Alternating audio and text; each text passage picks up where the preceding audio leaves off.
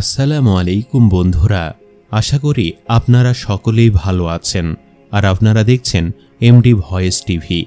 বন্ধুরা, আজকের এই ভিডিওতে আমরা বলবো যে হযরত দাউদ আলাইহিস সালাম যেভাবে প্রকাশ্যে কিয়ামতের আলামত দেখিয়েছিলেন সেই সম্পর্কে একটি বিস্ময়কর ঘটনা, যা শুনে আপনার মন ছুঁয়ে যাবে ইনশাআল্লাহ।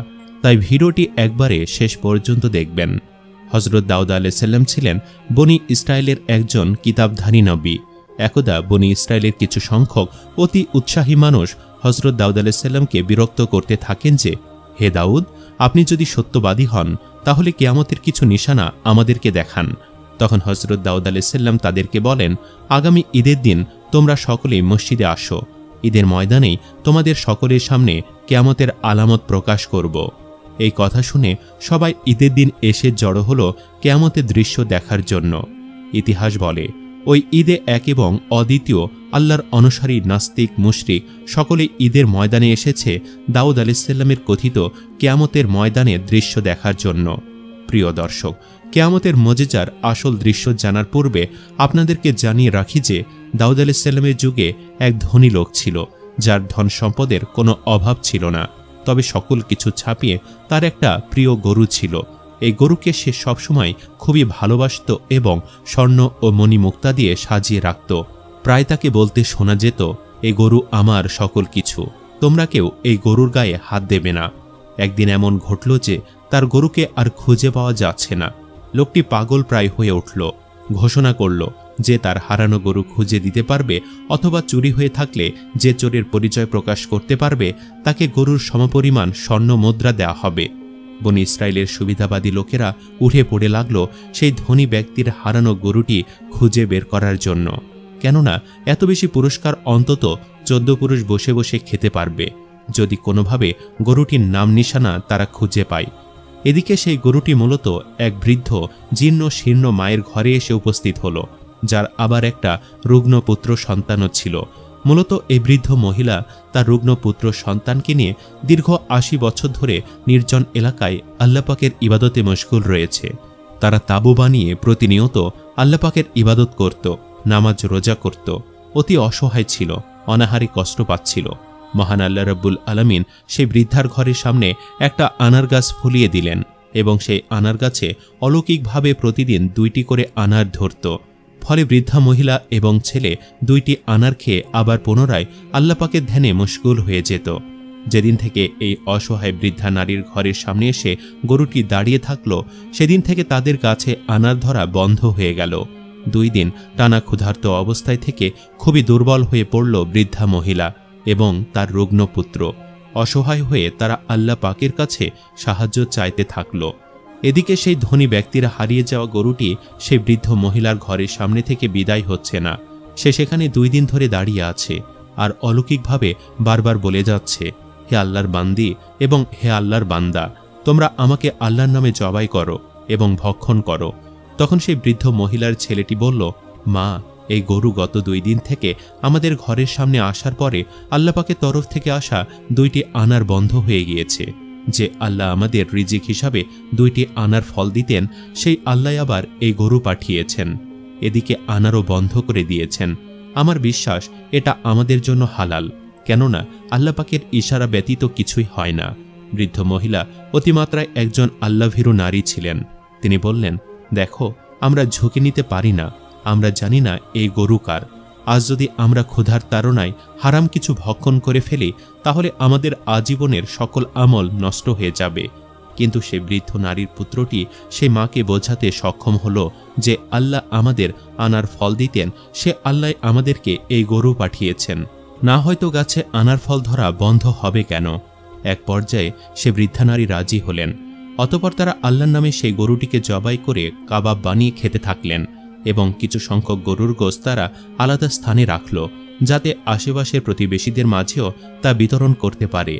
এদিকে সেই ধনাঢ্য ব্যবসায়ী, যার গরু মূলত জবাই করে এই বৃদ্ধ এবং তার পুত্র খেয়েছে, সেই ব্যবসায়ীর একজন গোয়েন্দা সে বৃদ্ধার বাড়ি পর্যন্ত পৌঁছে গেল। সেখানে গিয়ে পৌঁছে দূর থেকে সে গরুর মাথার অংশটা দেখে চিনে ফেলল। অতঃপর সেই বৃদ্ধা নারীকে বলল, আপনি অত্যন্ত দয়াশীল একজন মানুষ, আল্লাহ রাস্তায় আমাকে কিছু মাংস দিন, যাতে আমি ভক্ষণ করে আপনাদের জন্য দোয়া করতে পারি। সে বৃদ্ধা নারী আলহামদুলিল্লাহ পড়ে তাকে বললেন, আপনার যতটুকু প্রয়োজন আপনি নিয়ে নিন, নিঃসন্দেহে আল্লাহ সর্বোত্তম রিজিক দাতা। সুযোগ পেয়ে সেই মহিলা গোয়েন্দা কিছু মাংস নেওয়ার পাশাপাশি গরুর মাথাটিও নিয়ে গেল এবং সেই ধনাঢ্য ব্যবসায়ীর সামনে এই মাথা উপস্থাপন করে বলল, দেখুন, আমি আপনার গরুর হত্যাকারীকে খুঁজে বের করেছি। এই দৃশ্য দেখে তেলে বেগুনে রাগান্বিত হয়ে গেলেন সেই ধনাঢ্য ব্যবসায়ী এবং সাথে সাথে বাদশাহ দাউদ আলাইহিসসালামের ওই ঈদের দিনে বিচার নিয়ে হাজির হলেন। বন্ধুরা, এবার আপনারা কিয়ামতের দৃশ্যের আসল ঘটনা দেখতে পারবেন। ঘটনার সূত্রপাত হয়েছিল ঈদ আসার 2 দিন পূর্বে। হযরত দাউদ আলাইহিসসালামের কাছে অভিযোগ দায়ের করে রেখেছিলেন সেই ধনাঢ্য ব্যবসায়ী, আর সেই ধনাঢ্য ব্যবসায়ীর অভিযোগের ভিত্তিতে সঠিক প্রমাণ পেয়ে দাউদ আলাইহিসসালামের প্রশাসনিক বাহিনী সেই বৃদ্ধা নারী এবং তার পুত্র সন্তানকে গ্রেফতার করে। অতঃপর ঈদের দিন বাদী বিবাদী উভয়কে সকল মানুষের সামনে প্রকাশ্য ময়দানে এনে উপস্থিত করা হয়। সে বৃদ্ধা নারীকে প্রশ্ন করা হয়, তুমি কেন অনুমতি ব্যতীত অন্যের পশু কোরবানি করে ভক্ষণ করলে? এই কথা শুনে সে বৃদ্ধা নারী অঝরে কাঁদতে থাকলেন আর বললেন, হে আল্লাহর নবী দাউদ, আমরা বড়ই অসহায়। গত 60 বছর পূর্বে আমার স্বামী মৃত্যুবরণ করেছে। তিনি একজন ধনাঢ্য ব্যবসায়ী ছিলেন এবং তার উপার্জিত অর্থের অর্ধেকটাই তিনি অসহায় মানুষদের দান করে দিতেন। একদিন তিনি তার প্রচুর মূলধন নিয়ে সিরিয়া অভিমুখে গমন করেন এবং এরপরে আর তিনি ফিরে আসেননি। তাই অসহায় হয়ে একমাত্র সন্তান নিয়ে আমি বিভিন্ন দিকে ঘুরপাক খাই। দুষ্কৃতিকারীরা আমার স্বামীর রেখে যাওয়া সম্পদ আত্মসাৎ করে।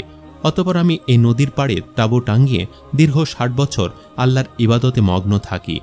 হযরত দাউদ আলাইহিসসালামের সামনে সেই মহিলা খুলে তার পুরো জীবনের ইতিহাস বললেন এবং এও বললেন যে কিভাবে এই গরুটি তার ঘরের সামনে এসে প্রকাশ্যে অলৌকিকভাবে আল্লাহ পাকের নাম নিয়ে বলল, আমাকে আল্লাহর নামে জবাই করো এবং ভক্ষণ করো।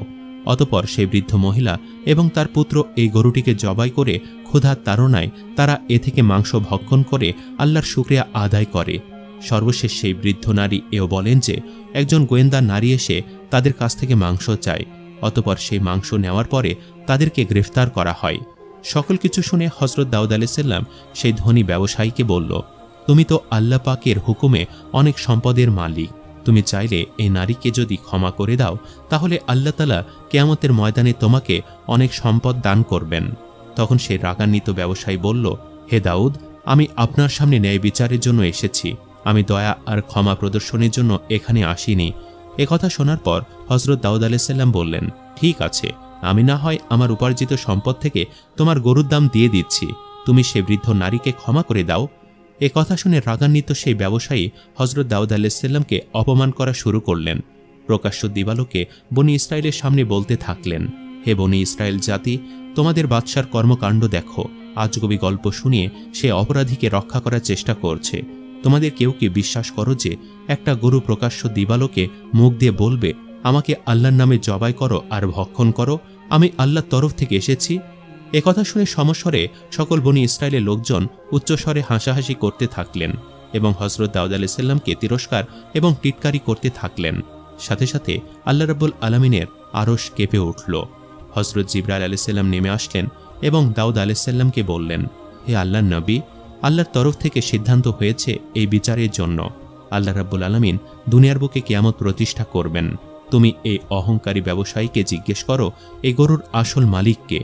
যেহেতু জিবরাইল আলাইহিসসালামের কথা শুধুমাত্র দাউদ আলাইহিসসালাম শুনেছিলেন, তাই প্রকাশ্য মজলিসে হযরত দাউদ আলাইহিসসালাম উচ্চস্বরে ধমক দিয়ে সবাইকে থামিয়ে দিয়ে বললেন, হে ব্যবসায়ী, ঠিক আছে, তোমার কথা মতোই ন্যায় বিচার হবে। এবার তুমি প্রকাশ্য দিবালোকে সবার সামনে বলো তো, এই গরুর আসল মালিক কি তুমি নাকি অন্য কেউ? সাথে সাথে সেই ব্যবসায়ী বলল, এ দাউদ, অবশ্যই আমি এই গরুর মালিক। এটি এমন একটি গরু যা দীর্ঘ 60 থেকে 70 বছর পর্যন্ত জীবিত রয়েছে এবং এর শরীর তরতাজা। এটি পৃথিবীর বুকে এক অলৌকিক গরু। এই বনি ইসরায়েল জাতির সকলেই জানে। গত 60 বছরেরও অধিক সময় ধরে এই গরুটি আমার কাছে রয়েছে।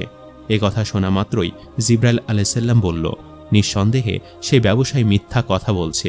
তুমি এই ব্যবসায়ীর হাত এবং পাকে সাক্ষী দিতে বলো, যেন বলে দেয় আসল ঘটনা কি। হযরত দাউদ আলাইহিসসালাম জিবরাইল আলাইহিসসালামের তরফ থেকে আদেশ পেয়ে সাথে সাথে বললেন, হে ব্যবসায়ী, তুমি তোমার মুখ বন্ধ করে দাও।